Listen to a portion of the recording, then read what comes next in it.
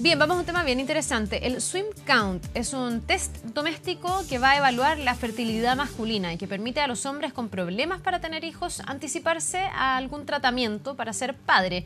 Este dispositivo casero es desechable y dentro de los 30 minutos se entrega los resultados sobre la cantidad y la calidad, además, de los espermatozoides. Vamos a hablar en detalle sobre este tema. Estamos junto al doctor Carlos Troncoso. Él es director de la clínica IBI y presidente, además, de la Asociación Chilena de Medicina Reproductiva. Doctor, bienvenido. Muchísimas gracias por estar con nosotros. A ver, ¿qué tan innovador es este test? Uno ha visto que tenemos test, por ejemplo, que miden la ovulación de la mujer, como que el área femenina, al parecer, en esta materia ha estado más abordada, por lo menos en lo que se refiere a test caseros, pero esto parece que sería bien revolucionario o un gran avance, digamos, el poder tener un diagnóstico en casa y bastante rápido, además. Bueno, efectivamente siempre la medicina reproductiva se ha enfocado mucho más a la mujer que al hombre, lo cual en realidad es algo un poco injusto, ya que de las causas de fertilidad se sabe que el hombre participa entre un 20 y un 30% como causa única y hasta en un 40-50% cuando comparte causas con la mujer. ¿Ya?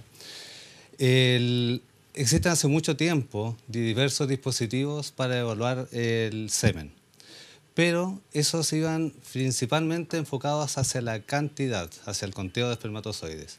Este dispositivo lo que hace es que no solamente se preocupa de la cantidad, sino que también se preocupa de la calidad, lo cual al final es lo más importante. ¿Es más importante la calidad de cada uno de los espermios que la cantidad de espermios que produce uno? Exactamente, de hecho eso es lo que permite este dispositivo, que en forma casera, tal como lo decía usted, hace en aproximadamente unos 30 minutos, se deposita medio ml de semen, la eyaculación completa son aproximadamente 12 ml como mínimo, y a los 5 minutos de haber dejado la muestra ahí, ya da una señal, este dispositivo, que nos da un recuento aproximado de espermatozoides, pero de espermatozoides mótiles, ya que son efectivamente los que van a participar efectivamente en conseguir el embarazo. Ahora, estamos hablando ahí, no sé lo que significan mótiles, es que son espermatozoides que pueden moverse mejor, son espermatozoides que genéticamente tienen una mejor carga, porque hay distintas formas de entender también la calidad de los espermatozoides. Sí, en general el espermiograma lo que hace, el espermiograma básico, el que se hace en las clínicas, evalúa tanto la cantidad, la motilidad y la morfología, que son los 3 parámetros microscópicos principales. Acá estamos apuntando a 2, la cantidad y la motilidad. Se sabe además que la mayoría de los espermios que se mueven en forma progresiva, que son los que está buscando este dispositivo, son también los que concentran la mayor cantidad de espermios de morfología normal. ¿Ya? Ah, ya. Entonces, perdón, tener morfología normal significa que la carga genética aparentemente es mejor, digamos, o no tiene un problema. Aparentemente es mejor. En el fondo lo que va a decirle a este hombre es si tiene algún problema grave o tiene espermios aparentemente normales. Ya. Esto lo que está haciendo es facilitar el acceso a medicina reproductiva, que en nuestra sociedad y en todo el mundo en general es un problema. Con esto está permitiendo que el hombre en su casa ya sepa si tiene que consultar en forma relativamente urgente a un centro de medicina reproductiva o todavía puede seguir esperando conseguir embarazo en la casa en forma absolutamente fisiológica. Ahora, doctor, ¿esto ya está disponible en Chile o aquí estamos hablando todavía de un test que se está probando, que a lo mejor ha llegado a otras partes del mundo y que todavía para nuestro país debe esperar? Bueno, este test lo presentó nuestro grupo IBI en el Congreso de la Sociedad Americana de Medicina Reproductiva, que acaba de pasar la semana pasada, y todavía no está en venta en el comercio en forma habitual, no está en las farmacias acá en Chile. Está para compras online y hay algunos países donde ya está disponible, principalmente en Europa. Esto se desarrolló principalmente en un trabajo conjunto multicéntrico entre Dinamarca y España, de donde es IBI. Se puede pedir en forma online actualmente, el precio es aproximadamente $50 actualmente, no es un dispositivo que sea caro, es algo bastante asequible para poder ya ir abordando el factor masculino. Ahora, todavía es más caro que los test de ovulación, por ejemplo, que pueden existir para mujeres. Exactamente. Me imagino que eso tiene que ver con que todavía no está tan difundido, digamos, o que se haya distribuido tanto y por lo tanto el precio aún se mantiene un poquitito alto. Sí, tiene que desarrollarse todavía aún más, tiene que validarse aún más todavía. Lo que sí está haciendo es eliminar, por ejemplo, la consulta médica, porque un espermiograma actualmente puede tener un valor similar al del dispositivo, en un centro privado al menos. Ya. Pero está eliminando el que necesite consultar con un médico para obtener la orden para realizarse ese espermiograma. Además también hay algo que todavía cuesta trabajar, si bien ha ido mejorando, la mayoría de las parejas que consulta desde el punto de vista de fertilidad ya lo hace como parejas, no es que vaya solamente la mujer y después traiga al marido, pero está al menos ayudando a que no tengan que ir a esa primera consulta y el marido tenga una evaluación preliminar, cosa que si hay alguna alteración pueda consultar precozmente, ir tanto al médico de medicina reproductiva o ir directamente al andrólogo, que es el médico especialista en medicina reproductiva del varón. Doctor, usted me decía que aquí en los problemas de fertilidad puede uno indistintamente o de manera bastante pareja ver que hay problemas o en la mujer o en el hombre, pero me quiero quedar con la infertilidad masculina, que generalmente se habla menos. ¿Qué causas hay para que exista la infertilidad masculina? ¿Qué se sabe respecto de los problemas de los hombres que buscan ser padres? Bueno, la infertilidad masculina aparentemente ha ido aumentando con el tiempo. Se piensa que en esto hay varios factores, tal como ocurre en la mujer, y factores, uno por ejemplo, es la postergación de la maternidad, que siempre se habla de este tema en la mujer, pero en el hombre también tiene importancia. De hecho, los bancos de semen, por ejemplo, dejan bastante claro que cuando aceptan donantes hasta determinada edad. Hay un deterioro en la calidad, me imagino, del semen o de cada uno de los espermatozoides en el trayecto de la vida. Exactamente, hay un deterioro en todos los parámetros del espermiograma, como hablábamos tanto en cantidad, en motilidad y morfología con el curso de los años. Ya, ¿y a qué edad parte así como el deterioro? Porque en el caso de las mujeres tenemos un reloj biológico como bien marcado y después de, no sé, los 55 años, si no es por un caso muy extraordinario o de asistencia, y a lo mejor no en Chile, porque en Chile llegan como hasta los 50, uno no lo ve mucho, pero uno sí ve hombres que son papás a los 70 años. Sí, bueno, efectivamente. En la mujer parte de los 35 años el deterioro significativo de la cantidad y la calidad de los óvulos. En general, embarazarse con óvulos propios después de los 45 años es muy difícil y después de los 50 prácticamente no se hacen tratamientos. En el hombre, en cambio, este deterioro es mucho más leve y mucho más tardío. En los bancos de semen se aceptan donantes hasta los 35 años. Ya entre los 30 y 35 la cantidad de donantes que hay son mucho menores porque ya se empieza a ver que las exigencias que se le hace a la calidad de ese semen ya no se están cumpliendo. Por lo cual, habitualmente al 35 ya no se aceptan y cuando un hombre consulta, habitualmente después de los 45 o 50 años ya se empieza a ver un deterioro en la calidad del semen, en cualquiera de estos parámetros. Pero efectivamente, tal como usted dice, hasta edades mucho más tardías, sobre los 70 años, y nosotros tenemos pacientes que consultan a esas edades, ellos pueden entregar una muestra de semen y esta muestra de semen incluso será absolutamente normal. Ahora, aunque haya una patología del semen, aunque haya una patología severa del semen, estos hombres, incluso a edad avanzada, pueden conseguir embarazo, ya que las técnicas de medicina reproductiva, la fecundación in vitro, y en este específicamente el ICSI, que es la inyección intracitoplasmática de un espermio en cada uno de los óvulos, permite que aunque hayan patologías severas del semen, se pueda conseguir embarazo. Ya le voy a preguntar por eso, que son como técnicas más complejas finalmente de reproducción asistida, pero en la antesala, yo le preguntaba por las causas de la infertilidad. Usted me dice, la edad aquí es un factor determinante. ¿Hay otros factores? Un hombre, supongamos que este test ya estuviera, un hombre se hace este test y se da cuenta que a lo mejor su calidad de espermio no está siendo la mejor y que tiene un problema. ¿Hay forma de mejorar la calidad de los espermios? ¿Hay cosas, hábitos, la alimentación, las drogas, el alcohol, que también es una droga, entre paréntesis, que afecten a la calidad de los espermios y por lo tanto bajen el nivel de fertilidad? Exactamente. De hecho, se piensa que los factores ambientales son la otra segunda gran causa de la alteración de la calidad del semen. Ya. Se ha visto que de hecho hay muchos factores como la obesidad, el sedentarismo, el tabaquismo. De hecho, el tabaco, está demostrado actualmente que el tabaco, y se ha llegado a un punto exacto, que es sobre los 10 cigarros al día, se ha demostrado que esto puede afectar la calidad del semen por un proceso que se llama fragmentación del DNA del semen, que es la información que el espermio trae. La obesidad, el sedentarismo, el alcohol, como mencionaba, el uso de drogas y también la polución ambiental. Se ha visto que, por ejemplo, los derivados del benceno, del petróleo, los plásticos han ido afectando la calidad seminal y se ha hablado incluso de una feminización, entre comillas, que ha ido ocurriendo con el tiempo en las características del varón. Doctor, usted me dice, ya, el cigarro, por ejemplo, se ha comprobado con estudios que hay una relación directa. ¿La marihuana pasa lo mismo? La marihuana también se piensa que puede pregunto producir... porque hoy día, cada día más, uno ve un consumo un poco más libre, pese a que todavía no se legaliza, pero no sé si tiene alguna repercusión en este sentido. Exactamente, hay alguna evidencia, no ha sido tan fuerte porque hay menos estudios que lo que se ha hecho con el tabaco, pero efectivamente se ha visto que hay algunas asociaciones con el aumento de algunas hormonas principalmente que podrían afectar la espermatogénesis, por lo cual el abuso claramente puede ser dañino. Doctor, y al cambiar esos factores ambientales, ¿tú puedes mejorar finalmente la calidad de la producción del semen de un hombre? La primera recomendación que le hacen ustedes a un hombre que le ha costado o le está costando ser padre es que cambie sus hábitos de vida.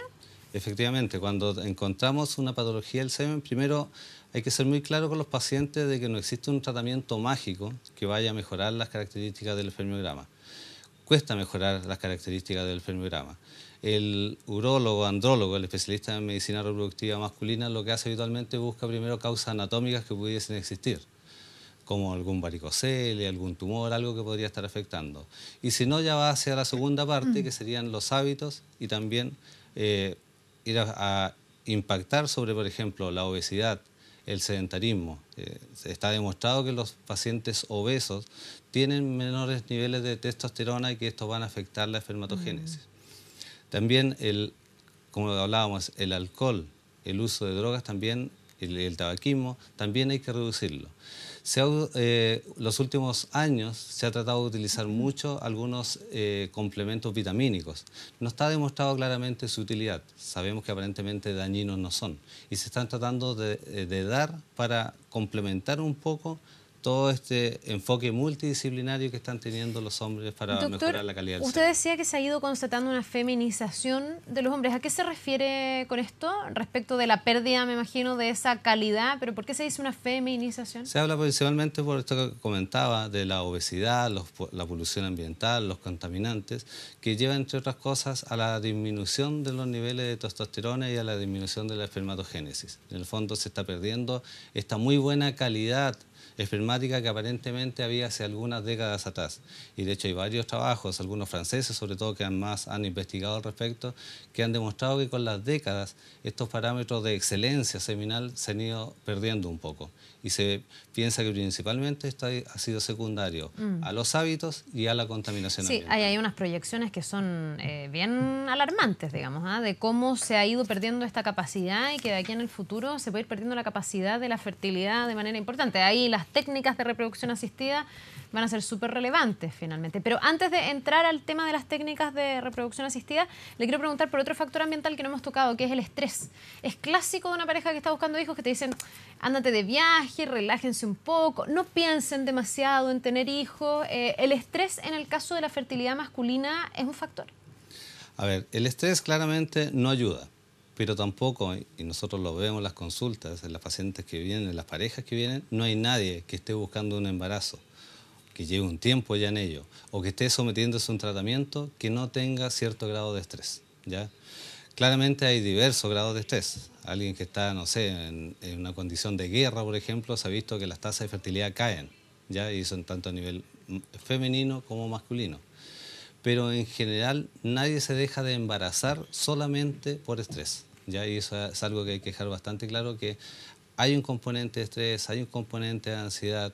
Vemos que en las parejas también hay mucha consulta psicológica y psiquiátrica cuando están en estos tratamientos, pero no es lo único. Las parejas requieren un enfoque multidisciplinario y prácticamente todos los centros de medicina reproductiva actualmente tienen unidades de apoyo psicológico. De hecho, nosotros lo tenemos incluido dentro del aspecto basal que debe incluir la evaluación y el manejo de las parejas. Doctor, ya, vamos al tema de los tratamientos que existen. Hablábamos de una primera etapa con a lo mejor mejorar los hábitos y de esa manera buscar una mejor calidad. Esto cuando ya la causa se descubrió que está en el hombre, porque aquí siempre va a ser un problema de pareja y van a tener que ambos, me imagino, someterse a estas pruebas, etc. etcétera.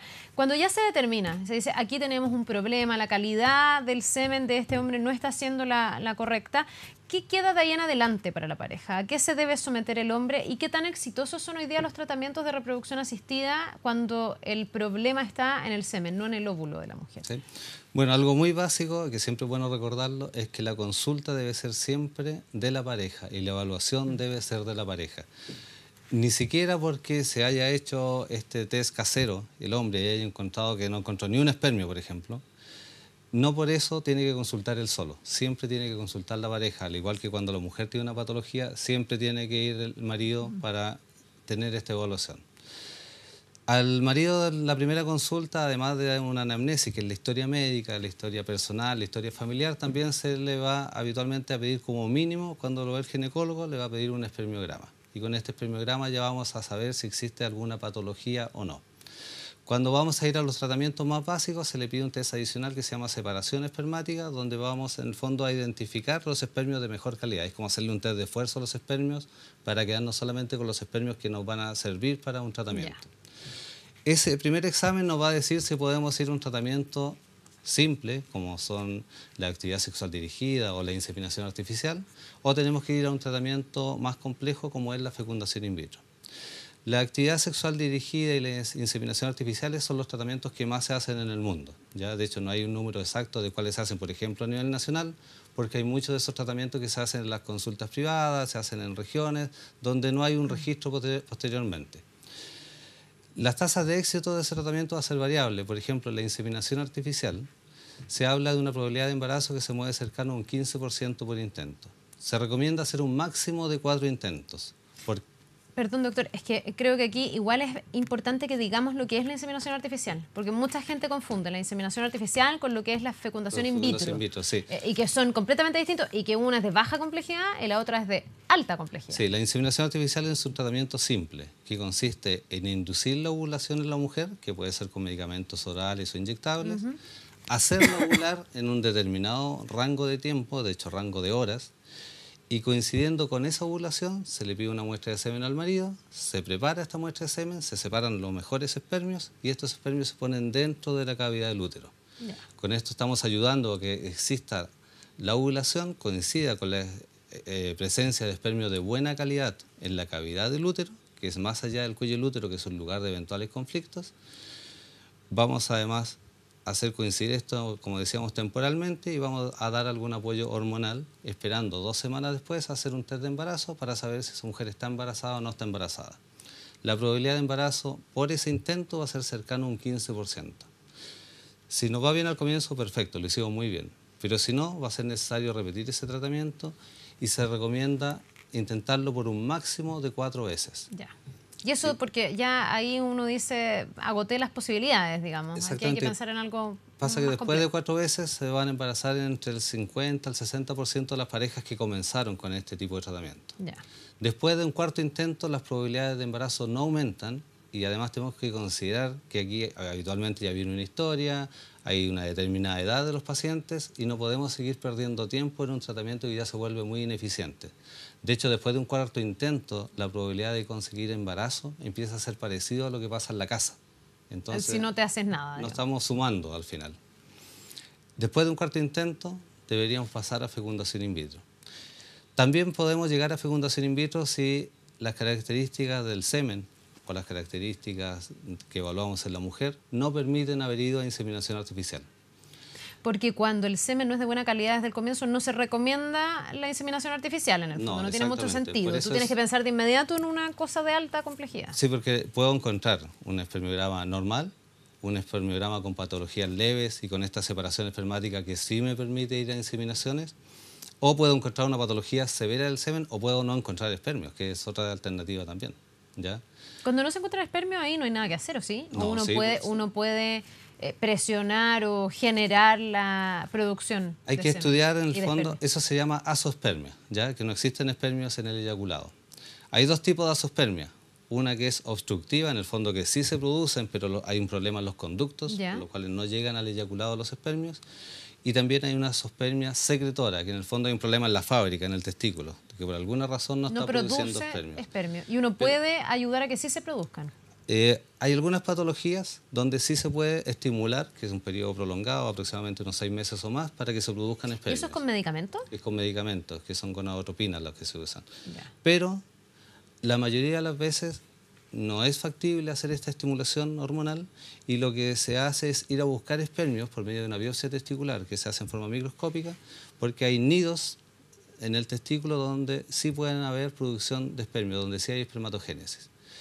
De hecho, un hombre que no tiene espermios, que tenía obstrucción en los conductos, va a tener una biopsia positiva, es decir, vamos a encontrar espermios en la biopsia en más del 90-95% de los casos, o sea, muy eficiente. O sea, es muy raro que realmente no haya nada que hacer. En la secretora, un 50% de los casos no tenemos espermios. Ya, pero con esto de la biopsia, Pero con digamos, la biopsia, cuando tú ya te efectivamente. acercas al testículo mismo a ver si es que hay, generalmente vas a encontrar. Es muy raro que no Exactamente, encuentres. la mayoría de las veces sí vamos a encontrar, pero esos espermios, esa biopsia primero siempre hay que hacerla en un lugar donde podamos congelar los espermios inmediatamente. Ya, porque esos espermios tú los extraes y los tienes que criopreservar los para luego hacer la exactamente, inseminación para artificial, o después sea, hacer la fecundación in vitro. Exactamente. Cuando estamos seguros que vamos a encontrar, por ejemplo, cuando es una zoospermia obstructiva, por ejemplo, un hombre que se hizo una esterilización, una vasectomía. Ese hombre después, no sé, se arrepiente o está con otra pareja, vuelve a, no sé, 2 años, 4 años después, en ese hombre sabemos que vamos a encontrar espermios, por lo cual podemos hacer la biopsia el mismo día que estamos haciendo la fecundación in vitro. Ya. Pero cuando no tenemos la certeza es mejor hacerlo antes, para que según el resultado elaboremos una estrategia adecuada, ya sea para ir a una fecundación in vitro o para conversar con la pareja si es necesario incluso usar banco de semen.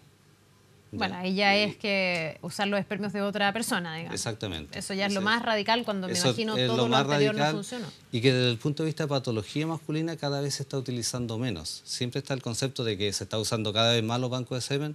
No, pues eso son con otras indicaciones, pero por patologías del hombre cada vez la medicina reproductiva permite llegar más allá utilizando el semen del marido aunque tenga patologías. Ya, y en el caso de la fecundación in vitro, que en el fondo es la técnica de alta complejidad, usted me dice, en la mayoría de los casos vamos a poder contar con los espermios que se requieren para poder hacer ese proceso. ¿Cuántos espermios requieren porque aquí la producción es enorme, o sea, no sé, hablamos de millones de espermios. Exacto. ¿Cuántos espermios requieren encontrar en un hombre para que efectivamente sea posible hacer una fecundación in vitro? Ahí es como el espermio, tú encuentras un espermio bueno y eso ya te da posibilidades de fecundar. Exacto, bueno, lo normal es tener un espermiograma sobre 15 millones de espermios por ml. Imagínate, pues son muchos. Muchos. Entonces, ¿cómo ninguno de esos va a servir? Digo yo. Exactamente. Si acá, al final, cuando hacemos una fecundación in vitro, vamos a hacer una estimulación ovárica, vamos a extraer óvulos. Lo que se extrae habitualmente de óvulos, lo que se obtiene normalmente son entre 10 12 óvulos, entre 8 y 12 aproximadamente. Por lo cual, si quiero hacer un ICSI, que es poner un espermio dentro de cada óvulo, voy a necesitar 8 a 10 espermios, ¿ya? Habitualmente, incluso en la biopsia, uno puede encontrar muchos más, lo que permite tanto utilizar en ese tratamiento los espermios como también guardar espermios para futuros tratamientos. Doctor, pero ahí la ciencia, ustedes, los doctores, se aseguran que los espermios que están poniendo en el óvulo son los de mejor calidad en el fondo. Se tratan de identificar los espermios de mejor calidad. ¿Ya? Y si tú encuentras espermios que no son tan buenos, no hacen la fecundación in vitro. Pasa que cuando hay patologías severas del semen y estamos usando espermios que no se ven de tan buena calidad, o incluso cuando es fácil encontrar espermios, pero hay recuentos muy bajos, que eso no hay un consenso claro, pero se habla menos de 2 millones de espermios por ml, se recomienda estudiar posteriormente a los embriones, ¿ya? Porque efectivamente esos embriones podrían tener mayor tasa de alteraciones genéticas, ¿ya? Actualmente la técnica que se utiliza para el estudio de los embriones es el diagnóstico genético preimplantacional, que es cuando yo tengo el embrión todavía en el laboratorio, cuando está en el 5º, 6º día de desarrollo. Con un láser se le toma una biopsia al embrión, que se toma una muestra de 2, 4, 6 células, y esas células se envían a un test genético donde se evalúan todos sus cromosomas en estructura y número. Con lo cual, a pesar de que yo estoy trabajando con un semen con una patología severa, yo puedo asegurarme de tener un embrión genéticamente sano. Y si yo tengo un embrión, o ustedes tienen un embrión no genéticamente sano, entonces no lo van a implantar en la mujer. No se transfiere ese embrión. Ya, tiene que estar en buenas condiciones para que luego entonces ese embrión se implante otra vez en el cuerpo de la mujer. Esa es la idea y la gracia. Sí, todo ha ocurrido hasta el momento en el laboratorio. Sí. Por lo cual, una vez que yo tengo ese embrión identificado como un embrión sano genéticamente, nosotros preparamos al útero de la mujer, que es un proceso muy sencillo, que se hace con hormonas, de hecho vía oral, ni siquiera inyectables, y se programa la transferencia embrionaria. Nosotros, cada vez también con estas técnicas de evaluación genética, estamos tratando de hacer dos cosas. Primero, de ayudar a que la mujer consiga embarazo con un embrión sano. Y también tratar de transferir un embrión cada vez, que ese es otro problema de nuestro tratamiento de medicina reproductiva, es el embarazo múltiple. Sí, pues. Antes era muy común esto de que los trillizos, los cuatrillizos.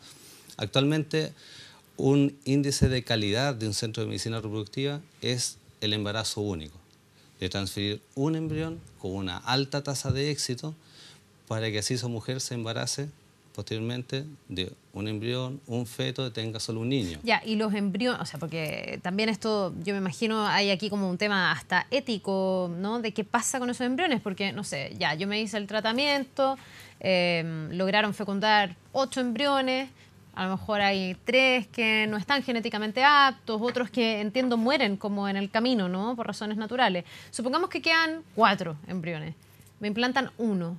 Y tengo un éxito y tengo un embarazo, tengo 3 embriones todavía fecundados, ¿qué hago con esas unidades celulares que eventualmente son vida en el futuro, ¿no? Sí, bueno. O sea, son vida ya, pero podrían llegar a ser un embarazo Uno ve que viable. los tratamientos en general ojalá fuesen más eficientes de lo que son actualmente, ya que uno obtiene una determinada cantidad de óvulos, va a fecundarlos, a inseminarlos y van a fecundar un número menor, aproximadamente un 70%. Lo vamos a dejar avanzar hasta el 5º, 6º día, donde otra vez algunos se van a ir deteniendo, que eso es un proceso fisiológico normal. De hecho, una mujer que se embaraza en un ciclo normal en su casa, muchas veces ni sabe que se creó un embrión porque ese embrión posteriormente no se implantó. Y no se implantó porque tiene alguna alteración genética o no hubo un adecuado diálogo entre el endometrio y el embrión. Eso también vemos que ocurre en el laboratorio. Si hacemos estudios genéticos, además, vamos a poder identificar los embriones sanos genéticamente de los que no son sanos genéticamente.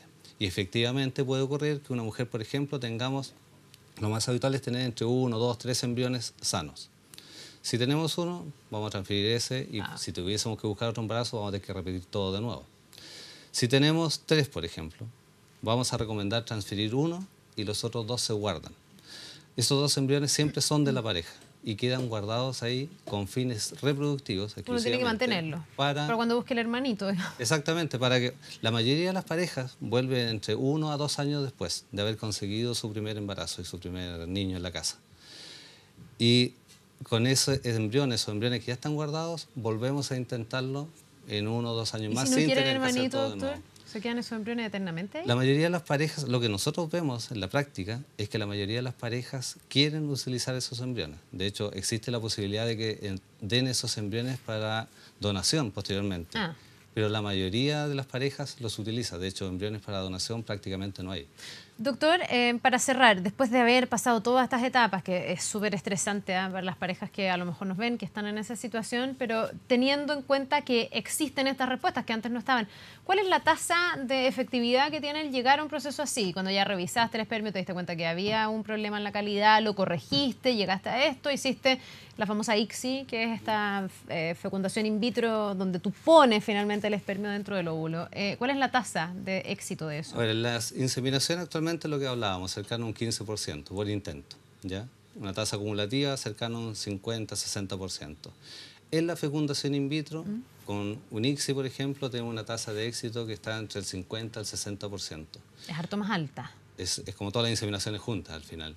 Cuando uno hace estudios genéticos de esos embriones y transfiere un embrión genéticamente sano al útero, tiene tasas de éxito que incluso superan el 60%. Las tasas acumulativas obviamente van dando tasas que van a superar hasta el 80% después de repetir un determinado número de tratamientos. Bien, pues doctor, ojalá que el test, que es lo que originalmente ha motivado esta entrevista, esté pronto disponible. Yo no sé si a través de IBI, a lo mejor internacionalmente se puede conseguir este test, de nombres que están. Ustedes tendrán pacientes que a lo mejor ya lo habrán probado y lo habrán tenido como parte también del diagnóstico que se hace respecto IBI Valencia, de hecho, el doctor infertilidad. Meseguer fue uno de los investigadores principales de esto. Él piensa que va a estar disponible pronto en las farmacias, porque es algo que ha sido bastante atractivo en Europa, Dinamarca específicamente y España, que son los que lideraron esto, ya está disponible. En Brasil creo que también ya estaba llegando a las farmacias y Chile va un poco más atrás, pero lo intentaremos. Ya, pues ojalá que esté pronto, porque eso de alguna manera va a aclarar de antemano y va a guiar un poco mejor qué tipo de ayuda encontrar para las parejas que están buscando embarazarse. Muchísimas gracias, doctor. Gracias por la invitación. Que le vaya muy bien, ¿eh? Que tenga un buen día. Igualmente.